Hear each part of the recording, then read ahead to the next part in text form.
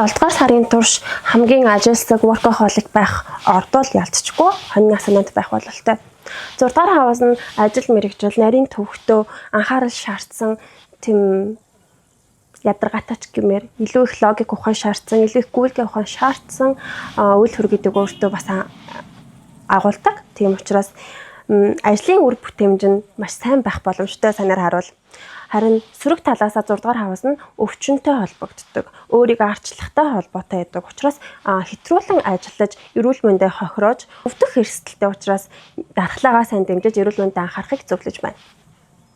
Харин зарим хоньны санаантай хүмүүс хин нэгийг асран тордох шаардлага гарах. Эсвэл өөрийн тижээдэг амтан, тижээр амтандаа төвлөрч илүү их анхаарал төвлөрүүлэх цаг үе байж болно шүү. Зарим хоньны санаантай хүмүүс эрүүл мэндэд анхаарч өдөр алган гүүх ч юм уу те йоганд явах, эсвэл ямар нэгэн дайет эхлүүлэх, ямар нэгэн хоолны дэглэм, эсвэл эрүүл дадал зуршил эхлүүлэх тийм өөрийгөө илүү хөгжүүлж, биеэ эрүүлжүүлэх хүсэлтэй тийм цаг үе болж урнаж магадгүй.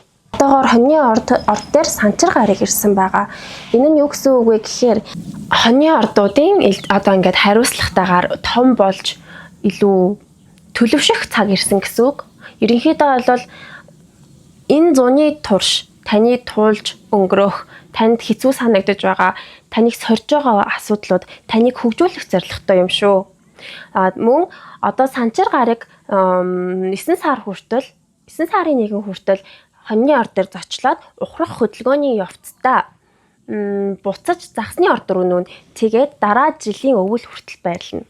Тийм учраас энэ зуны туршид таныг сорж байгаа, таныг завгүй байгаа, таныг ингээ хичээж төвчээртэй байгаа зүйл чинь одоо энэ цаашдын 3 жилийн, цаашдын 2 жилийн ч юм уу те ерөнхий трейлер хэсэг гэж ойлгочих хэрэгтэй байгаа. Санчир гарыг нь биднийг ингээ хөгжүүлж, том болгож, хариуцлагатай болгохын тулд маш их үүрэг хариуцлага оноож, даалгавар оноодог гарыг байгаа шүү. Тэгээд үүний үр дүнд бид нар илүү их сайн үр дүнд хүрэх, илүү боловсрч том болох, жинхэнэ том болсон адуулт болох те боломжтой учраас эдгээр саад бэрхшээлүүдийг зовлон мэтэр хүлээж авч төвчээргүйгээр хандах нь зохисгүй гэж үзэж байна. Тийм учраас хичээгээрэй. 7 сарын 5-наас 10-ны хооронд нийгэмших шаардлага гарч магадгүй, олон хүнтэй уулзах хэрэг гарч уулзалт цуглаанд явах, эсвэл ямар нэгэн гэрээ хэрэлцээр хийх боломжтой. Өөр тохиолдолд хосын харилцаа идэвхжиж болзоонд явах ч юм уу, эсвэл хостойгоо цагийг өнгөрөх тийм цаг үе байх мөн боломжтой юм аа. Санчир гарыг 7 сарын 13-наас буцах хөдөлгөөнд орж байгаа. Энэ нь юу гэсэн үг вэ гэхээр таныг бие махбодын хувьд, эсвэл таны ажил мэргэжлийн хувьд таныг ямар нэгэн шинэ нөхцөл байдалд оруулна. Зарим чинь ажлаасаа гарах, эсвэл шинэ ажилд орох, эсвэл ямар нэгэн байдлаар эрүүл мэндэд онцгойлон анхаарах шаардлага гарч магадгүй. Альва гарыг ухрах хөдөлгөөнд орох нь таныг дараагийн шат руу ахиулах зорилгоор ямар нэгэн саад бэрхшээл учруулж цоошин нөхцөл байдлыг үүсгэж өгч байдаг. Энийг тийм болж бүтэхгүй асуудал ясаа азгүй юм бэ гэж бодохгүйгээр болох ёстой өсөлт төгжөлтийн тэр нэг эхлэл хэсэг өрнөж байна гэж харуул илүү зохистой байх болно. Тэгэхээр санчир гараг RX хөдөлгөөнд орох үед илүү ихээр өөртөө анхаарах нь шүү. 7 сарын 21-нд харин ангараг гараг South Node буюу өмнөд цэгтэй, өмнөд занглаатай уулзна. Тэгэхээр энэ нь юу гэсэн үг вэ гэхээр ямар нэгэн зүйлийг дуусгах шаардлага гарч ирнэ. Энэ South Node нь ерөнхийдөө бол хаагдаж буй хаалгыг илэрхийлдэг. Энэ нь таны хувьд ямар нэгэн зүйлсийг тавьж явуулах, эсвэл одоо хийж байгаа нөхцөл байдлаа өөрчлөх, эсвэл ямар нэгэн байдлаар өөрийгөө жоохон өгөөсгөх хандлага үүсч бас магадгүй. Энэ нь одоо нэг хаалга хаагдаж байхад дахиж нэгэн хаалга нэгдэж байдаг гэдэг өнцгөөс харуул илүү ойлгомжтой байх болов. Энэ үед өөрийгөө цэгцлэж, бодлоо цэгцлэх, эд зүйлсээ янзлаж хаях ч юм уу те, их цэвэрлэгээ хийх ч юм уу, ямар нэгэн байдлаар таныг сэргээж байгаа зүйлсийг хийхэд тохиромжтой.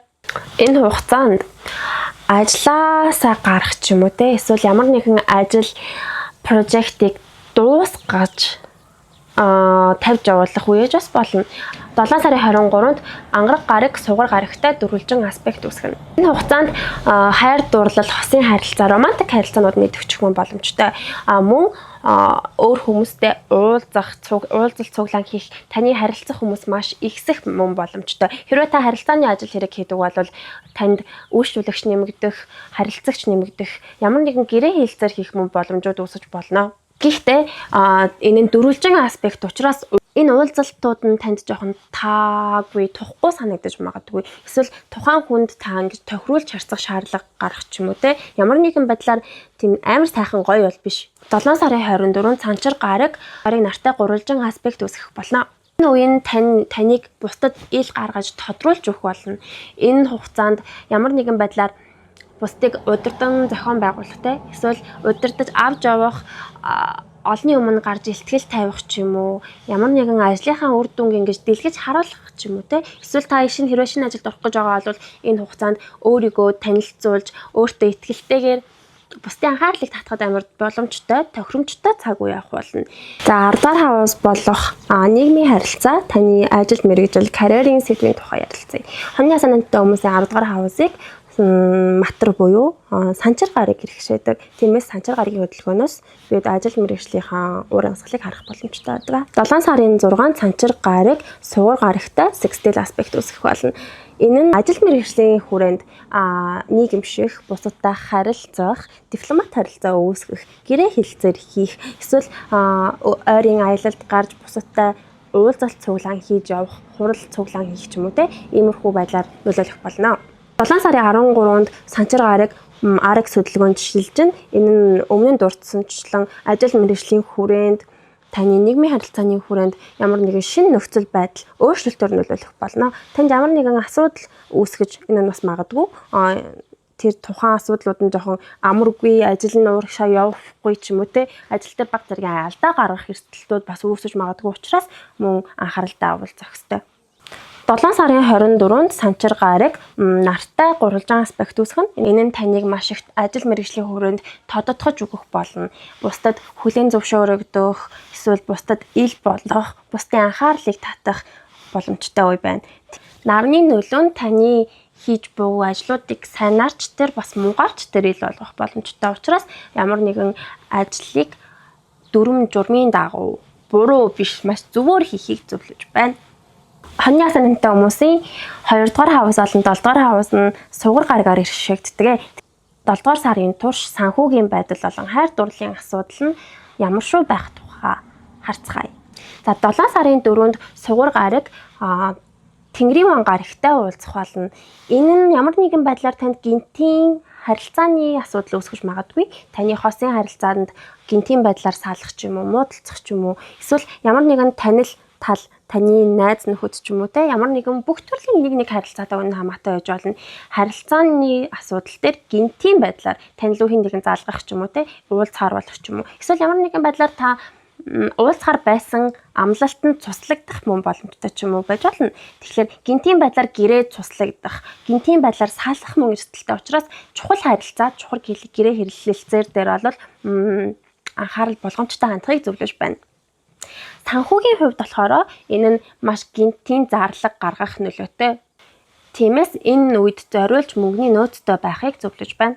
7 сарын 6-нд сугар гараг санчир гарагтай sextile аспект үүсгэнэ.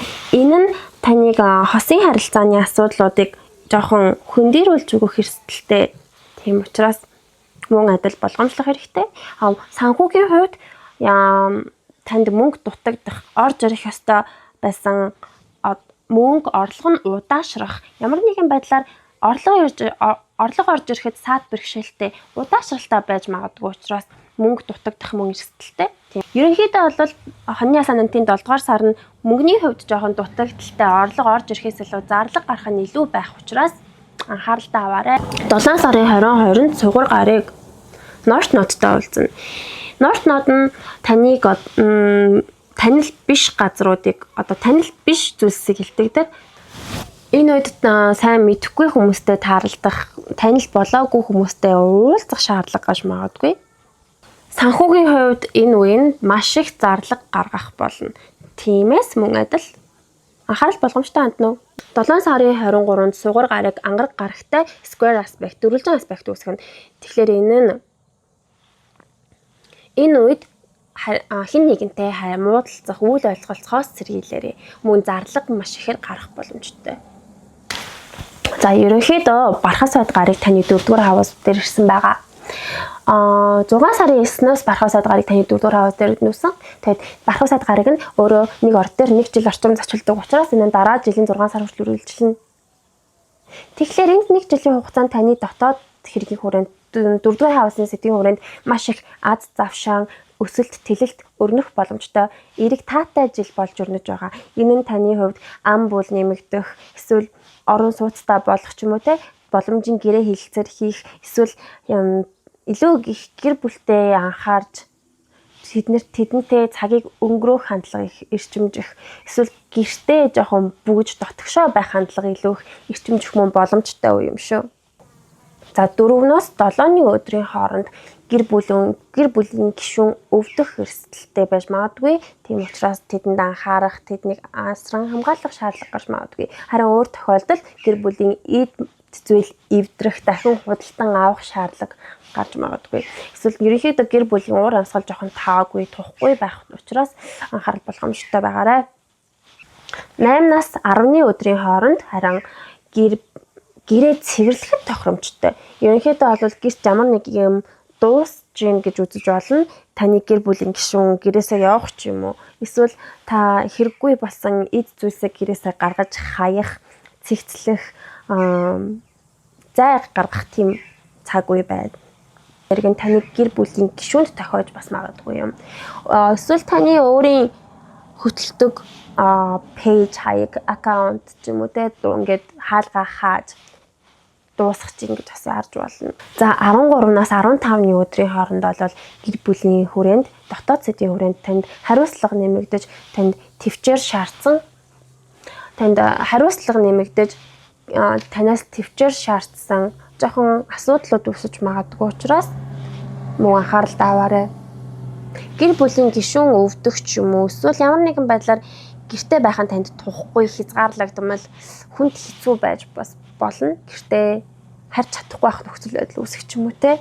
Энэ ямар нэгэн байдлаар өөрөөр бас илэрх боломжтой учраас маш олон талаас нь ерөнхийдөө харах хэрэгтэй. 21-наас 23-ны хооронд болохоор танаа гэрт шинэ эд зүйл оруулах, эсвэл шинэ хүмүүс ирэх ч юм уу те. Бүл нэмэгдэх, эсвэл зочин нэмэгдэх гэх мэтэр шинэ зүйлс орж ирж ингээд жоохон замбраагүй байж бас магадгүй. Өөр амьсгал нь жоохон замбраагүй байх боломжтой. За гэхдээ ерөнхийдөө бол маш эерэг таатайгааг хэлсэн шүү дээ. Бархас сайд гарыг 4-р хавас дээр ирсэн байгаа. 7 сарын 31-нд бүр бархас сайд гарыг дээр нэмээд сугар гарыг 4-р хавас дээр ирнэ. Тэгэхээр таны 4-р хавасын сэдвийн хүрээнд бүр маш таатай, тухтай, тааламжтай үе эхэлж гин гэсэн үг. Ам бүл нэмэх, тэмдэглэлт үйл хэрэг тохиох те. Эсвэл гэрээ тохижуулах, гэрээ томсгох, эсвэл гэрээ гэртээ үнэтэй гоё эд зүйлс оруулж ирээд ингээд улам гоё болгох тийм боломжтой. Тийм цаг үе ирж байна. Эсвэл таны гэр бүлийн гишүүнд гэр бүлд чинь эдгээр зүйлс тохиох боломжтой. Гэр бүлийн гишүүнд сайхан үйл хэргүүд тохиож байна. Таны ерөнхийдөө сайн муу хэлбэлцэлтэй байх өдрүүдийг жагсаан бичлээ. Сайн өдрүүд нь болохоор гэр бүлийн уур амьсгал илүү эерэг таатай байх болоод харин сөрөг өдрүүдэд бол жоохон анхаарал зохистой. Анхаарах гэдэг нь одоо юу байж болох вэ гэхээр таны гэр бүлийн гишүүн өвдөж түүнд анхаарах шаардлага гарах ч юм уу те. Эсвэл гэр бүлийн уур амьсгал жоохон тухгүй байж болно. Гэтэ энэ нь маш хурдан хэлбэлцэлтэй өрнөдөг учраас мэдрэгдэхгүй байж бас магадгүй л те. Давхцаж буй өдрүүд нь сайнтай бас муутай ерөнхийдөө сармаг өдрүүд байх болно. 7 сард маш чухал ивент болж байгаа. Тэр нь юу вэ гэхээр Юранус буюу Тэнгэрийн ван гарыг ордоо нүж байгаа. Тэнгэрийн ван гариг нь штэ 2018 онд Үхрийн орд буюу таны 2-р хавас дээр зочилсон. Тэгэхээр 18 оноос хойш 25 оны хугацаанд таны санхүүгийн хувьд, амжиргааны зарлалын хувьд бол танд маш олон гинтийн таамаглаагүй жоохон тогтворгүй мөнгө хадгалахад хэцүү ч юм уу те. Тийм санхүүгийн хувьд бол жоохон сөрөг үе болж өнгөрсөн байгаа. Харин одоо 7 сарын 7-нд энэ Uranus буюу Тэнгэрийн вангарыг нь 3 дугаар хавас болох таны ихрийн орд руу нүүж орно. Тэгэхээр 3 дугаар хавас нь харилцаа холбоо, ойрын аялал, ямар нэгэн мультитаск хийх ажлууд, эсвэл оюун ухаанаа шаардсан ажлууд те сурах, бичих, мэдээлэл дамжуулах, маркетинг хийх, иш тийш явж ойрын аялалд гарах гэх мэтчлэн үйл хэргүүдийг 3 дугаар хавас нууртаа агуулдаг. Таны дотны хүрээлэлтэй хамаатай байж болно. Таны найз нөхөд, таны ах эгч дүүс, таны ойрын хөршүүдтэй хамааралтай харилцаа холбоо нь маш гинтийн байдлаар өөрчлөгдөж эхэлнэ. 3 дугаар хавас нь ямар нэгэн чадвар, скиллийг суралцахтай холбоотой байдаг учраас цаашдын 8 жилийн турш маш гинтийн байдлаар тань шинэ чадварт суралцах, шинэ хэл сурах ч юм уу, эсвэл ямар нэгэн жолоо барьж сурах ч юм уу, жижиг сажиг чадруудаас бүнд багтаж болно. Тэгэхээр цаашдын 8 жилийн турш Uranus таны чадварын болон харилцааны ойрын аяллалын хавас дээр тушилсан байна. Тэгэхээр эдгээр сэдвүүд маш гинтийн байх болон цаашдын 8 жил.